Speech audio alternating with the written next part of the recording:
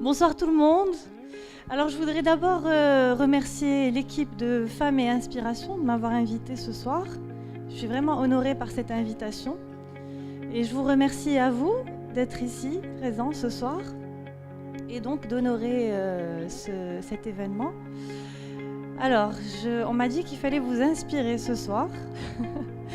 J'ai pas du tout préparé de thématique, donc en général, je laisse les mots venir les uns après les autres. Mais par contre, là, j'ai une petite idée de ce qu'on pourrait faire pour commencer. Si vous voulez bien jouer le jeu. Oui. Alors, ce qu'on va faire, c'est que je vais vous demander, si vous voulez bien, de vous lever. Je vais bousculer un petit peu les codes habituels, peut-être. Parce que pour moi, il est nécessaire que le corps et l'esprit soient alignés lorsqu'on veut parler d'inspiration. Et justement, ce qu'on va faire, c'est certaines inspirations. Alors, je vais vous demander de prendre de l'espace. Chacun prend son espace. Et de vous sentir vraiment à l'aise dans votre espace. De bien poser les pieds au sol. De relâcher les épaules.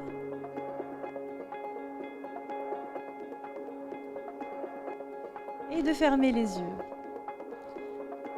On va commencer par des inspirations. Donc on va prendre l'inspiration par le nez de cette manière. On va la maintenir quelques secondes et ensuite on va la relâcher comme un souffle d'expiration par la bouche. On va faire un cycle d'inspiration et d'expiration. Encore. Inspirez.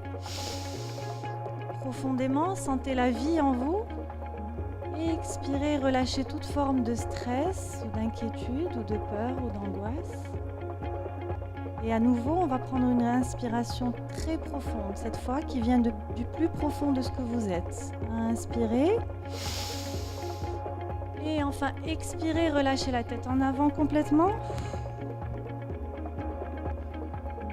Restez une petite seconde avec la tête inversée. Et tout doucement, relevez la tête.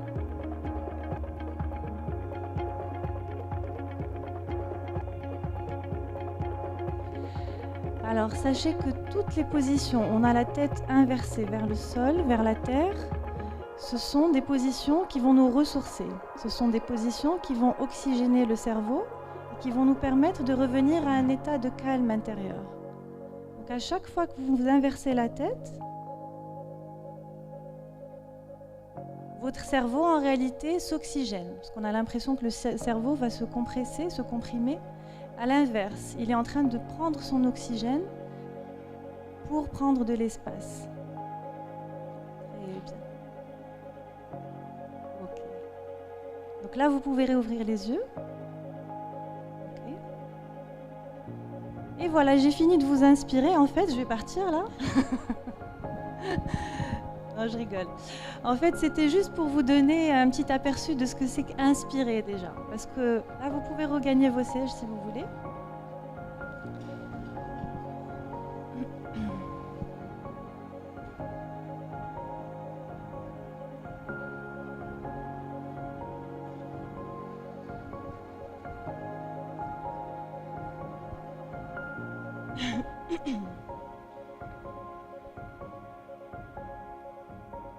On va parler du souffle de vie, du souffle de la vie.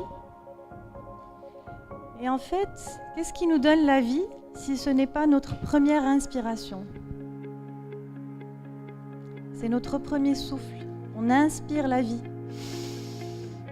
Et à la fin, lorsqu'on va faire notre transition vers l'autre monde, on va expirer et s'en aller. Donc on vient à la vie avec l'inspiration. Ce qui veut dire que si on veut sentir la vie en nous, sentir la vie circuler dans nos veines, dans nos artères, dans nos poumons, dans nos organes en général, on a besoin d'inspirer et d'expirer. Alors bien sûr, vous allez me dire, forcément, on respire, sinon on ne vivrait pas. Mais en réalité, combien d'entre vous savent combien de fois ils respirent par jour Et est-ce que vous portez l'attention sur votre souffle? Est-ce que vous prenez conscience de votre respiration toute la journée? La plupart du temps, non. La plupart du temps, c'est un acquis. C'est-à-dire que forcément, si on est en vie, on respire. Mais faites la différence. Refermez les yeux et respirez avec conscience cette fois-ci. C'est-à-dire en vous disant, j'inspire et j'expire. J'inspire le souffle de vie et j'expire tout ce qui va me déranger dans mon être. Est-ce que c'est pareil que quand vous respirez toute la journée sans conscience? Ça n'a rien à voir. Alors c'est important en fait, si on veut vivre inspiré. Vivre inspiré, qu'est-ce que ça veut dire d'abord? Ça veut dire sentir justement la pulsion de vie en soi. Sentir le souffle de vie en soi. Sentir une énergie vitale circuler librement en nous qui nous donne envie de nous réveiller le matin, qui nous donne envie d'être heureux la journée, qui nous donne envie de dormir le soir, qui nous donne envie de passer une belle vie sur Terre. Donc il est très important de prendre conscience d'abord de ce souffle premier, de notre respiration. Parce que la respiration, c'est la vie. L'inspiration, l'expiration, c'est la vie. Alors, qu'est-ce que se sentir inspiré? D'après vous, qu'est-ce que c'est? Se sentir en vie, tout à fait, c'est ça. Et donc, pour se sentir en vie, qu'est-ce qu'on a besoin de faire? Eh bien, on a besoin, primo, de respirer. Secondo, d'avoir conscience de soi. Alors, vous savez, les scientifiques de nos jours, ils parlent du conscient, de l'inconscient, et ils disent que nous vivons, nous, êtres humains, nous vivons à 95% toute la journée dans notre subconscient. Ce qui veut dire que les 5% restants, nous sommes dans le conscient. Donc vous voyez, la part d'inconscient est grande, c'est-à-dire que nous sommes souvent en pilote automatique. On est téléguidés. On est souvent en train de faire des choses dont on n'a aucune conscience. On ne sait pas pourquoi on les fait, mais on les fait. Alors c'est important de rétablir ce conscient, de se le réapproprier, de vivre consciemment. Donc qu'est-ce que ça veut dire vivre consciemment? Ici et maintenant. Ça veut dire vivre dans le présent. Il n'y a pas de passé, il n'y a pas de futur. C'est vivre ici, maintenant. En étant enraciné à la terre, puisque nous sommes sur terre. En étant enraciné dans notre corps. Et en étant enraciné avec tout l'univers. Donc ça veut dire être en alignement entre la terre, le corps et le divin ou l'énergie cosmique, si vous préférez. Alors, en ce qui me concerne, je vais vous parler un tout petit peu de ma vie. Alors, je sais qu'on n'a pas beaucoup de temps, donc je vais vraiment tenter de dire l'essentiel. Alors, ma vie a commencé par le sport. Le sport très très jeune. J'ai suivi une carrière professionnelle dans le tennis. Et j'ai voyagé dans le monde, j'ai beaucoup voyagé. Et je voulais être championne du monde. Rien que ça. Et donc j'ai dû m'entraîner 4 heures, 5 heures tous les jours pour être bien sûr championne du monde. Et donc le sport est une discipline qui demande vraiment beaucoup de concessions, de sacrifices, mais aussi beaucoup d'endurance, de persévérance, et aussi qui demande une certaine passion. Parce que sans la passion, comme vous savez, on ne peut pas aller loin. Sans une énergie de vie en nous, on ne peut pas aller loin. Sans quelque chose qui nous donne envie de nous lever le matin, on va vivre, mais est-ce qu'on va vivre de la façon dont on veut? Est-ce qu'on va pouvoir poursuivre nos rêves? C'est là la question qui est importante. Alors, donc donc, le tennis a dû s'arrêter à un moment donné. Donc, j'ai fait mon parcours international, etc. Et ça s'est arrêté par une blessure au pied, une fracture. Et cette fracture, en réalité, pour moi, elle a été une vraie fracture, c'est-à-dire à tous les niveaux de mon être. Fracture physique, fracture mentale, fracture émotionnelle, fracture spirituelle, fracture énergétique, fracture familiale. Vous voyez, il y a encore de l'émotion. Mais cette fracture a été aussi la plus belle des choses parce que c'est une fracture qui m'a permis de me reconstruire. Non seulement de reconstruire mon os fracturé, mais de reconstruire tout ce qui était fracturé en moi, à l'intérieur, tout ce qui s'est brisé. Et ensuite, j'ai dû puiser à l'intérieur de ce qui me restait comme force pour pouvoir me relever, pour pouvoir me redynamiser et pour pouvoir revenir à la vie. Parce que pour moi, ma vie était pratiquement arrêtée parce que je ne voyais pas l'intérêt de continuer vu que le tennis était ma vie. Je connaissais pas autre chose en fait. Et en plus, j'étais souvent à l'étranger, ce qui fait qu'il y a eu le retour au Maroc également. Donc j'ai dû aussi découvrir ma culture, découvrir mon pays, découvrir beaucoup de choses à la fois. Et en même temps, je devais me retrouver et me reconstituer, me refaire une santé, me refaire un moral, me refaire un mental, me refaire des émotions. En fait, refaire tout l'ensemble. Et donc, qu'est-ce que j'ai fait? J'ai commencé par mon physique. Physiquement, je me suis dit, mais j'ai été coachée par de super entraîneurs. J'ai eu vraiment des équipes formidables autour de moi. J'ai eu des entraîneurs physiques, j'ai eu des coachs sportifs, j'ai eu vraiment toute une équipe formidable. Et je me suis dit, en fait, que j'avais tout le potentiel en moi et que c'était important maintenant, à ce moment-là, de prendre conscience de ce potentiel en moi, qui est là, des ressources en moi, mes qualités, et de pouvoir enfin les utiliser pour créer une nouvelle vie. Et donc j'ai commencé par mon corps. D'abord j'avais mal partout, j'avais réellement mal partout. Donc c'était des douleurs physiques difficiles, parce que de 5 heures de sport par jour à 0 sport, ça a été éprouvant pour mon corps. Donc ça a été une belle épreuve pour mon corps. Donc en fait, ce qui est beau dans tout ça, c'est que maintenant, je connais les possibilités de mon corps. Je sais où je peux l'amener, où je dois arrêter et comment surtout le remettre en forme. Comment dépasser mes peurs, comment dépasser les angoisses, comment dépasser les difficultés dans la vie, etc. Donc ça a été le changement physique. Ensuite, bien sûr, il fallait le changement émotionnel, le changement mental. Il fallait le changement aussi de prendre une direction dans la vie. Parce que je ne savais pas du tout à ce moment-là quelle direction prendre. Alors le hasard, mais qui en réalité n'est pas un hasard puisqu'il n'y a pas de hasard, a fait que j'ai découvert le monde de la mode qui m'a aussi comblée à un moment donné de ma vie parce qu'il a su m'apporter la créativité qui allait m'aider dans ma vie.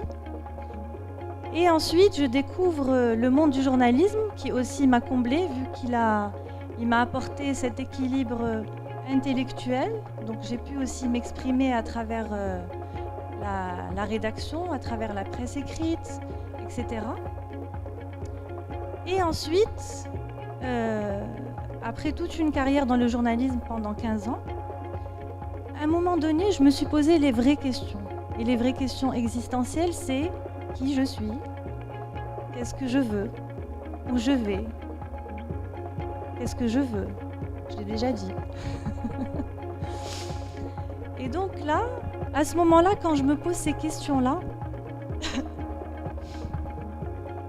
il y a quelque chose qui va se produire dans ma vie d'extraordinaire, c'est que je vais commencer à avoir des réponses.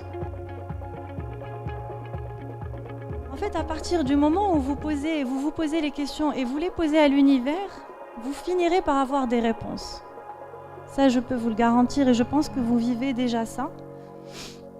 À partir du moment où vous mettez l'intention ou l'attention sur quelque chose, cette chose-là finit par se produire dans votre vie.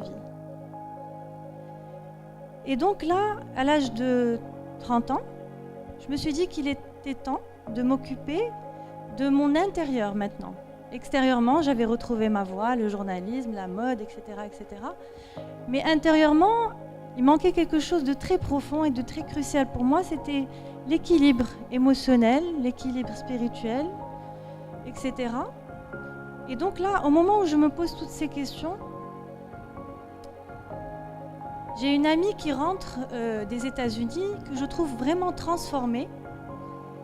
Et là, je lui demande qu'est-ce qu'elle a fait. Parce qu'avec cette amie, on avait fait la même carrière de tennis quand on était plus jeune. Et là, elle me dit, j'ai fait une technique qui s'appelle le Theta Healing. Alors, il y a 6 ans de ça, c'était méconnu ici, personne n'en faisait. Et puis, je lui dis, qu'est-ce que c'est? Elle m'a dit, le mieux, c'est que je te montre. Parce qu'en parler du Theta Healing, c'est bien, mais en faire, c'est encore mieux. Et donc là, elle me fait un exercice, et là, je me suis réellement sentie transcendée. Je savais qu'il se passait quelque chose de très important pour moi dans ma vie. Je ne savais pas encore ce que c'était, mais il se passait quelque chose dans mon corps, dans mon esprit, dans tout mon être. J'ai eu une vraie transformation énergétique. Et ça, c'était un exercice. C'était juste une expérience. Et ensuite, j'ai voulu m'intéresser à ce qui se passait réellement à ce moment-là. Qu'est-ce qui s'était passé? Et là, je suis allée chercher les réponses. Et là, je les ai trouvées. En fait, ce qui s'est passé, c'est que j'ai changé d'onde cérébrale. Je suis rentrée dans une onde cérébrale, donc l'onde du cerveau, une onde de calme. Une onde qui est lente, qui est calme, qui est sereine, et qui m'a permis de sortir du stress, de l'angoisse, de l'inquiétude, de la peur, grâce à cette méditation. Cette méditation m'a permis d'entrer dans ce qu'on appelle un état de conscience modifié. Il y a une modification qui s'est passée dans mon cerveau, et donc forcément, si elle se passe dans mon cerveau, elle se passe dans mon corps, elle se passe dans tout mon être. Et cette méditation m'a changé la vie. Et depuis 6 ans, j'ai fondé le Theta Healing au Maroc. Et là, nous sommes à peu près 200 personnes, ou même plus, je pense maintenant, dans Madiha que vous avez vu tout à l'heure, dans Fithia, il y a Nour aussi, et certaines autres personnes qui ont expérimenté aussi le Theta Healing. Et c'est réellement une technique qui m'a changé profondément, qui a tout changé pour moi. Elle est le rêve pour moi. Elle est ce rêve que j'attendais. Elle est cette transformation que j'attendais. Alors c'est une technique énergétique et spirituelle qui nous permet d'accéder à un état modifié de conscience, donc à un état où on est transcendé. Donc si vous voulez, c'est comme quand on fait la prière, si on la fait réellement par le cœur, par le corps, mais par l'esprit aussi, il y a un moment donné où on se transcende. On a réellement l'impression d'être complètement en contact, en lien avec le divin. Et cette technique, c'est un peu la même chose. C'est-à-dire qu'on transcende notre être physique et on devient une énergie. Et tout devient possible avec cette technique. Et c'est là où je me rends compte qu'en fait, tout est possible.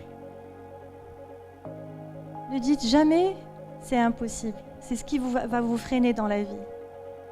Dites-vous « c'est possible, je peux y arriver ». D'autres personnes y sont arrivées, pourquoi pas moi? Pourquoi je n'y arriverai pas? À partir du moment où vous switchez le « ce n'est pas possible » et vous ouvrez le champ des possibles en disant « c'est possible pour moi, j'y crois fermement. C'est possible que ça arrive pour moi dans ma vie. » À partir de là, il se passe une transformation dans votre cerveau. Et là, votre cerveau va attirer les bonnes choses et les bonnes ondes. Et les bonnes personnes à vous, les bonnes situations.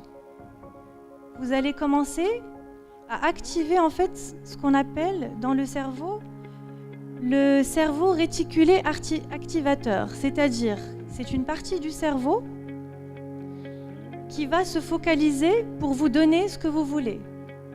À partir du moment où vous avez dit « je veux si », vous avez mis l'intention sur quelque chose. Tenez, on va faire une petite expérience, fermez les yeux une petite seconde, mettez une intention et au plus profond de votre cœur, dites ce que vous voulez.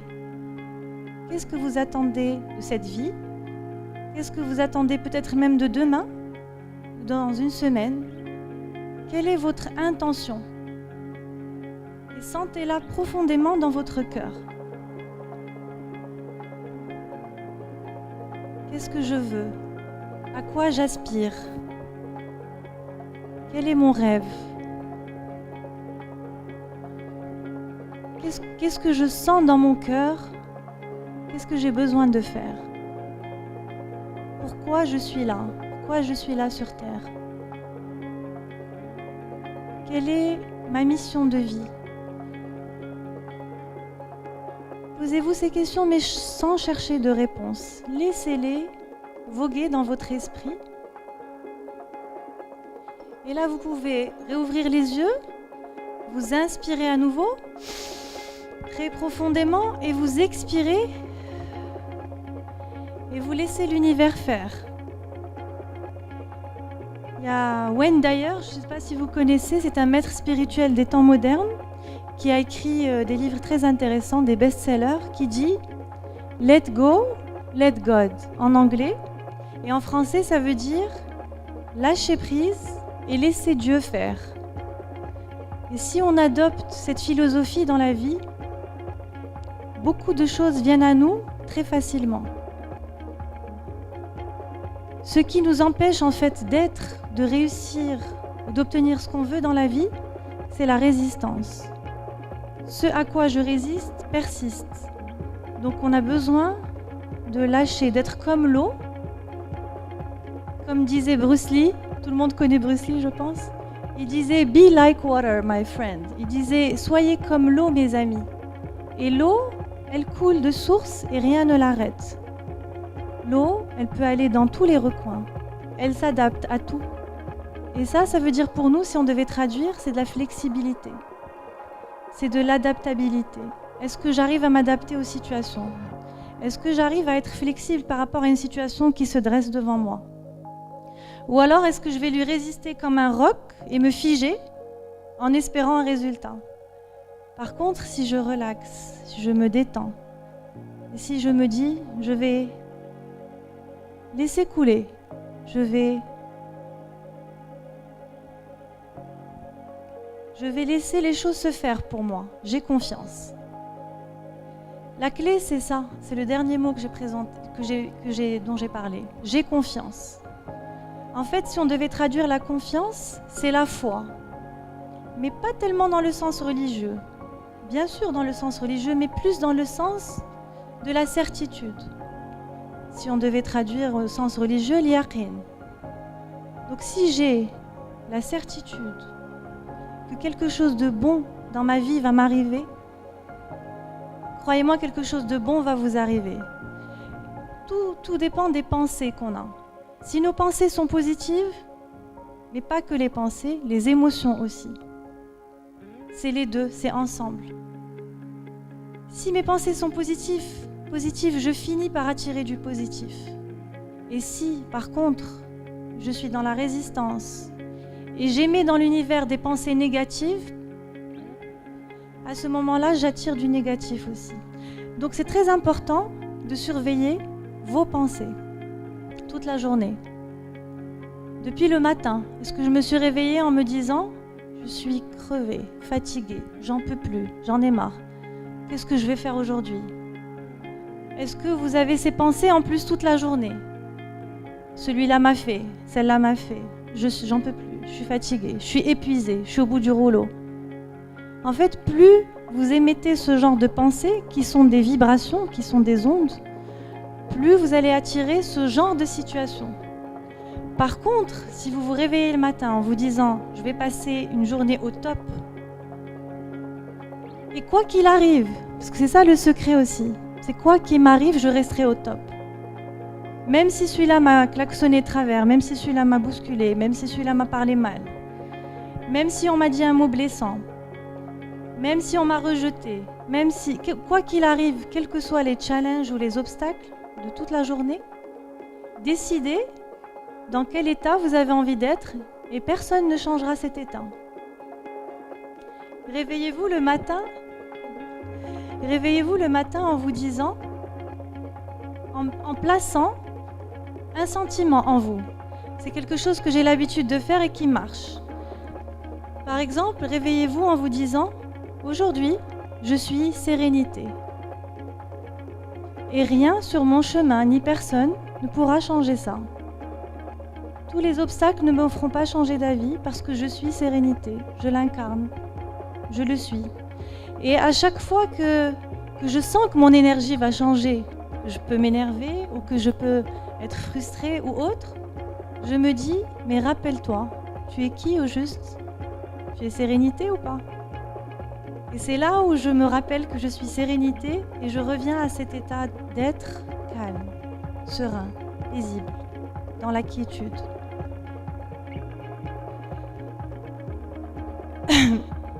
Alors tout à l'heure, je vous disais, c'est pas que les pensées qui comptent. Et c'est vrai que on parle souvent des pensées dans le monde moderne. On dit, ce sont nos pensées qui font nos vies. Et c'est très juste, c'est très vrai, parce que les pensées sont à la base de nos croyances, sont à la base de nos programmations. Mais pas que les pensées. Les émotions et les sentiments sont aussi très importants.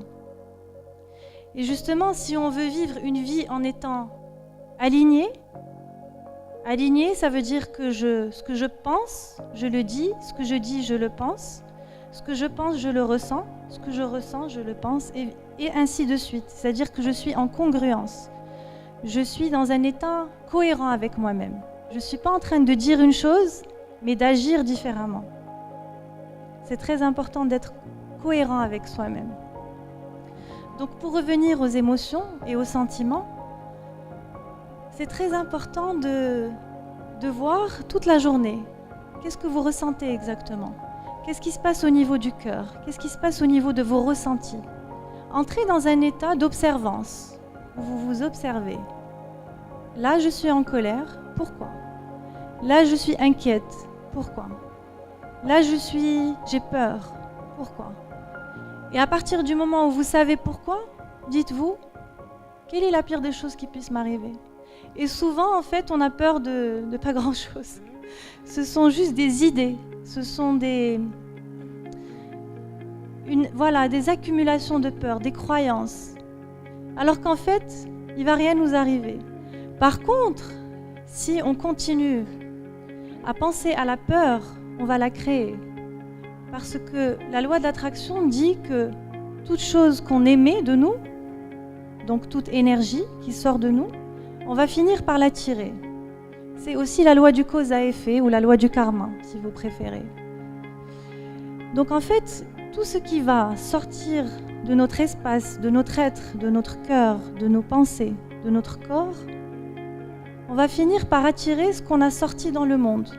Donc si j'insulte quelqu'un, ça finira par me revenir. Si j'ai une mauvaise pensée par rapport à quelqu'un, je vais finir par attirer ça dans ma vie. Si dans mon cœur, c'est pas pur et c'est pas positif, je risque encore une fois d'attirer ce que j'ai émis. C'est pour ça que c'est très important au quotidien de non seulement nous observer, mais de nous corriger. Ok, c'est pas grave, j'ai eu une pensée négative, ou j'ai eu une réaction négative, ou j'ai eu un moment où j'ai mal parlé, où j'ai mal communiqué. C'est pas grave. Vous pouvez dire 3 fois annule, annule, annule. C'est une technique qu'on utilise en Theta Healing. Quand vous avez l'impression d'avoir blessé quelqu'un, ou que vous l'avez blessé, ou que vous avez fait quelque chose qui ne vous plaît pas finalement, et que vous avez envie de changer l'énergie de cette chose, dites simplement annule, annule, annule. Et par contre, remplacez immédiatement avec ce que vous voulez changer. Donc si j'ai fait du mal à quelqu'un, tout de suite je remplace, je dis annule, annule 3 fois, et je dis une chose positive par rapport à la personne. Il y a aussi une autre technique qui peut vraiment vous aider dans le quotidien, que j'utilise aussi beaucoup. C'est une technique qui vient de l'Ho'oponopono, qui est une technique hawaïenne. Ça consiste en 4 phrases que vous répétez continuellement comme un mantra. Vous savez, un mantra, c'est comme du'a pour nous, dans le Coran. C'est une répétition de paroles bénéfiques, aidantes et positives. Donc, répétez-vous à l'intérieur de vous tous les jours, autant que vous pouvez, que ce soit pour vous, pour une autre personne ou pour l'univers tout entier. Je m'excuse, pardon, je t'aime, merci. Croyez-moi, si vous répétez ça, souvent, vous êtes en train de vous nettoyer, de nettoyer vos cellules, de nettoyer votre organisme, de vous purifier, et vous êtes en train de créer une énergie positive, non seulement en vous, mais dans votre entourage, dans votre maison, dans l'univers. Vous êtes en train de changer quelque chose. Vous êtes en train de nettoyer des mémoires cellulaires. Pardon, je m'excuse, pardon, merci, je t'aime. Donc vous pouvez vous le dire à vous, ou vous le dites à votre voisine. Vous pouvez le dire d'ailleurs maintenant si vous voulez. Tournez-vous vers votre voisine ou votre voisin, regardez-les dans les yeux et dites « Je m'excuse ». Allez-y. Je m'excuse. Pardon. Merci. Et je t'aime.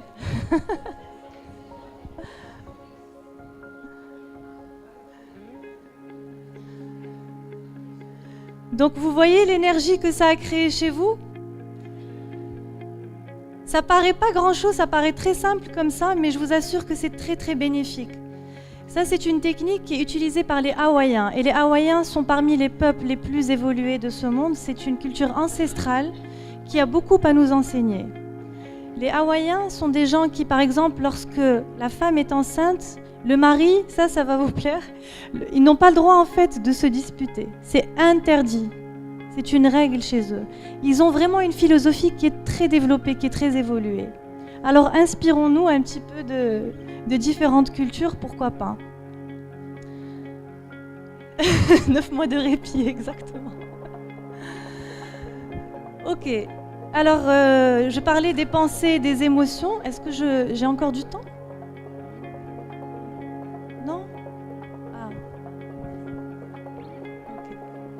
Okay. Est-ce que vous voulez me poser des questions peut-être? On peut faire un échange? Oui? Ouais.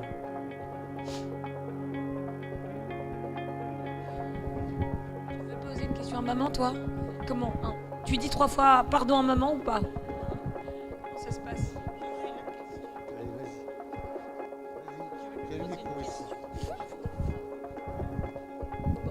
Le fiston dit bravo à maman.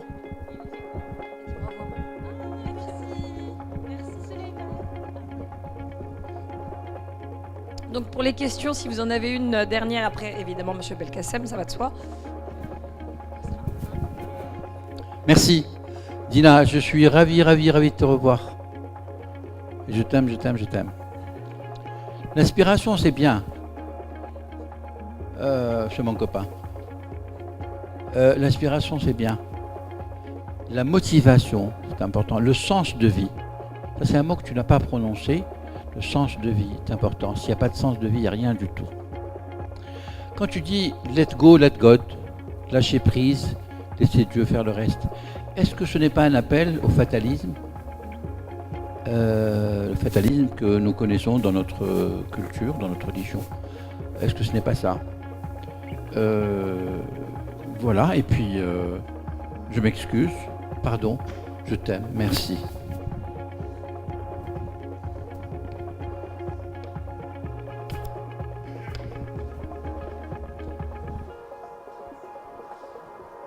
Alors, le concept de let go, let God, c'est un concept qui est pour moi très très évolué, très en avance, même peut-être sur son temps, parce que c'est quelque chose de très profond, de très spirituel. Et je pense en effet, Belkacem, qu'on n'arrive pas à cette philosophie au tout début. Alors quand je dis au tout début, c'est en effet quand on n'a pas fait ce chemin peut-être spirituel, quand on n'a pas fait ce chemin d'évolution vers soi, ou de développement de soi, ou de croissance de soi. Donc en fait, le fait de dire let go, let God, ça veut dire lâcher prise et laisser faire. Il y a une notion de non-résistance là-dedans. C'est-à-dire qu'on ne résiste plus aux choses, on les laisse se produire parce que de toutes les manières, elles vont se produire. Alors si tu as vu quelque chose de fataliste là-dedans, c'est peut-être parce que dans cette notion de laisser faire. En fait, dans la notion de laisser faire, il y a simplement la certitude, la croyance que ça va se faire. C'est la différence. La différence, c'est quand je suis sûre qu'une chose va se produire, dans ce cas, je laisse faire. Pourquoi résister ? Quand je suis sûre de mes pensées, de mes émotions, de mon alignement, donc j'ai une certitude que ça va se produire pour moi et c'est dans ce sens qu'on laisse les choses se produire.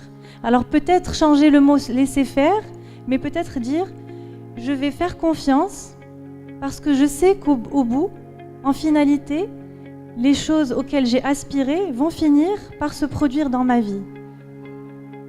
Bien sûr, il y a la certitude, il y a la foi. Exactement. C'est un état de calme intérieur et de foi. En sachant que les bonnes choses vont finir par arriver dans ma vie. Alors, je ne sais pas si j'ai répondu à ta question. Il y en avait une autre. La première question, c'était par rapport au sens de la vie. Exactement. Et par rapport à la motivation. Alors, pourquoi je n'ai pas parlé de motivation ? Parce que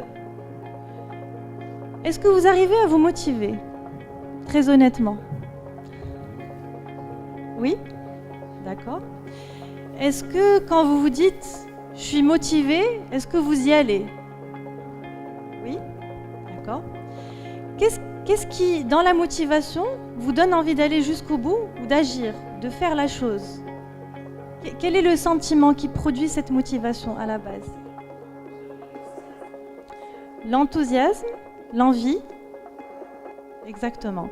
Donc en fait, la motivation, c'est le dernier plan. Mais le premier plan, ce qui va donner la motivation justement, tout à fait, c'est Dieu, c'est l'âme, exactement. Donc en fait, il y a une émotion de départ positive qui est justement avoir envie de, être enthousiaste, de faire ci. Donc il y a une certaine dynamique en fait. La motivation, c'est le dernier pas, si vous voulez.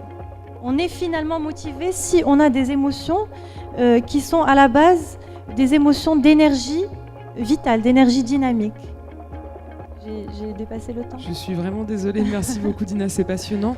Je vous invite à continuer la conversation après. Merci beaucoup. Ok, de rien. Merci On va accueillir tout le monde. notre prochaine intervenante.